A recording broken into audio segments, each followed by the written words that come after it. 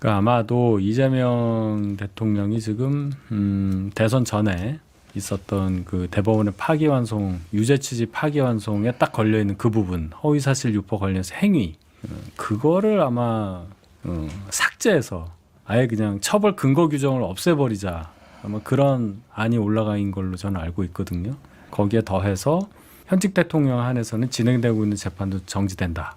뭐 이걸 포함한 형소법 개정안도 아마 들어가 있는 것으로 알고 있어요. 내일 본회의에서 처리 예정인 걸로 알고 있는데, 그렇게 될 경우에 할 수 있는 힘은 이제 민주당이 갖고 있는데 이게 정치적으로 옳은 거냐, 도의적으로 이게 맞는 거냐, 거기에 대한 우려를 표시한 김용태 비대위원장의 발언이라고 봅니다. 근데 저는 다른 건 몰라도 이 공직선거법 개정, 그 다음에 형사소송법 관련해 가지고는, 그러니까 쉽게 말해서 대통령으로서의 업무를 안정적으로 할 수 있게 지위를 보장하는, 저는 헌법 84조의 취지에 따른 법안이라고 생각을 하거든요.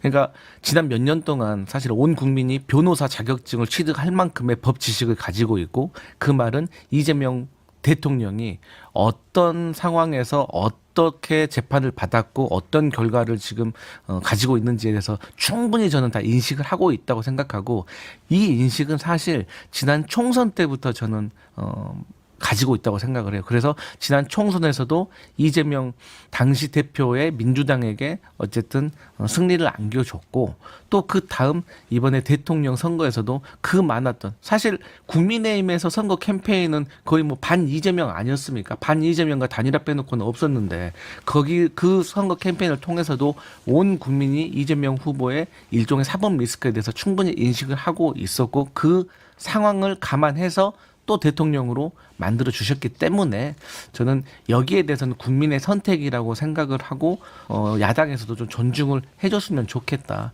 그리고 이재명 대통령이 과거 후보 시절에도 대통령의 거부권에 대해서 절제되게 사용을 하겠다라고 하셨기 때문에, 그래서 제가 서두에도 말씀드렸듯이 당대표보다 원내대표가 중요하다라고 말씀을 드렸기 때문에 잘 지켜봐 주시면 협치를 이용해서 잘 할 것이다, 그렇게 생각합니다. 근데 그 말씀은 제가 좀 동의하기 어려운데, 뭐 꼭 이재명 대통령 경우에만 해당하는 건 아니지만, 어떤 뭐 유죄 판결을 받은 분이 뭐 선거를 통해서 당선이 되면 나는 이제 국민으로부터 무죄인 거다, 이런 식으로 이제 치부를 하잖아요. 조국 전 대표의 경우도 이제 그런 상황이라고 봐야 되겠는데, 그게 과연 맞느냐?